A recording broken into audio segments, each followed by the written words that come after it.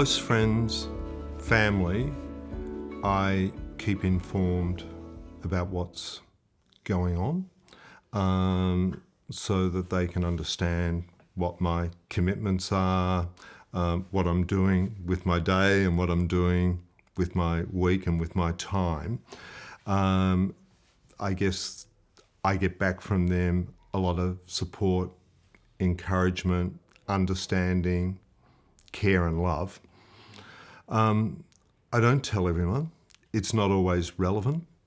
Sometimes where I have told someone, I don't want it to dominate the conversation, and that can quickly happen because it becomes a conversation. There are questions and answers, so I do pick and choose about who I tell.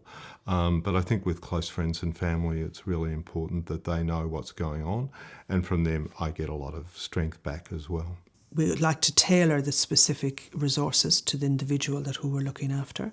And we can also, regarding communicating with their families and with their communities, we can teach people, give them some skills about how to start talking about this new event in their life in language that makes sense to them and that's non-threatening to their families and to the communities. And also important, I think, to remind people they're communicating with their families and who they live with, but they don't have to communicate all the time purely about their cancer and their cancer treatment. It's okay to talk about other things in life as well.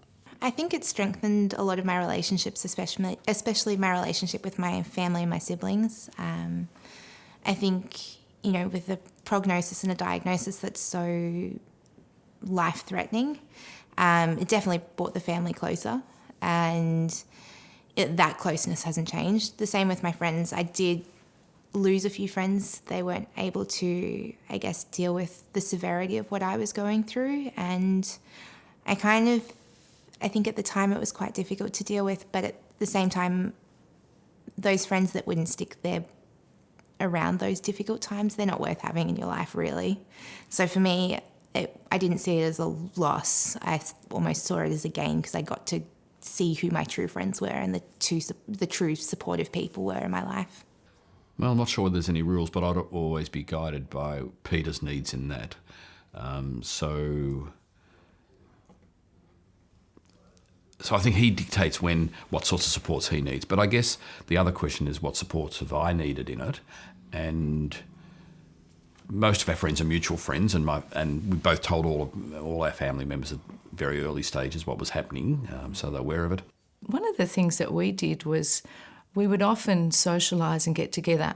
When Dad was in the hospital, we would all gather there, and so they'd be watching the footy or things like that gave us a sense of being just a normal family, and although we weren't at home, we were in the hospital. That was a good thing to do. In my point of view, that love is all about giving, and at that time I really needed my friends and my family to give their love to me.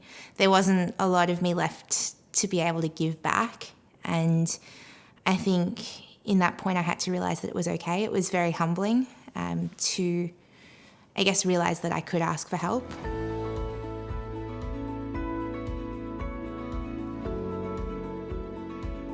So supportive care is available to patients with cancer having immunotherapies, and supportive care is a very important component of cancer treatment. We put it in the immunotherapies on one path. Parallel to that is supportive care, and supportive care covers all aspects of the human being. In other words, their physical exercise, their diet, making sure they're thinking clearly, that they're not worried and anxious, that if they're harping on about something in their own mind, that they've got somebody they can share that with. And in addition to supportive care, there's supportive care personnel in people's communities where they live, in the hospitals where they're receiving their immunotherapy. And there's also a specific group of supportive care teams that we work with, which we call the palliative care teams. And that supportive care helps people manage the symptoms of their cancer and the symptoms of their toxicities from their immunotherapy. Initially when I had treatment, pain was an issue, at the palliative care section there, they kept me in hospital for a couple of days while they were able to determine what medication that I needed, and they were able to increase the dose of certain medications, and it took only probably about 2 or 3 days for them to control my pain, and I have not had an issue since with that. So the palliative care people certainly were very, very good.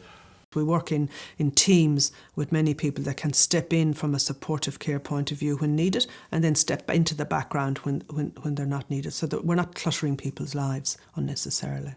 Yeah, I've been quite surprised at the amount of services that are available, and I'm talking about where we are out there. That the amount of people who's come to see us from this district nursing setup, allied health as it's called. So it's good, they come in to check how you go with your medication or whatever like that. So I've been quite surprised at that, the amount of services. I definitely was seeing a psychologist. I thought that was probably one of the most important things at that time. It really helped me deal with not just the uncertainty, but she also did give me a lot of strategies to go home with. People that are more engaged in their treatment generally feel more in control. And when you're diagnosed with cancer, everything can happen very quickly, and it can feel like if you're very much out of control. So being really engaged with your care does give you back some of that control. So being engaged in your care is things like, well, what are the questions that you have?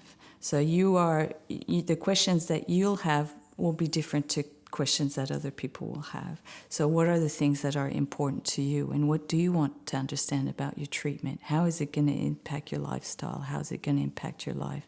And really understanding those things and processing that information so you know how it's going to affect you can give you back some of that control.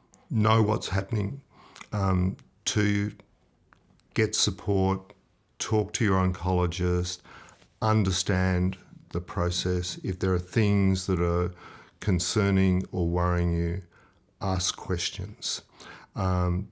Everybody is only too happy to treat you as an individual.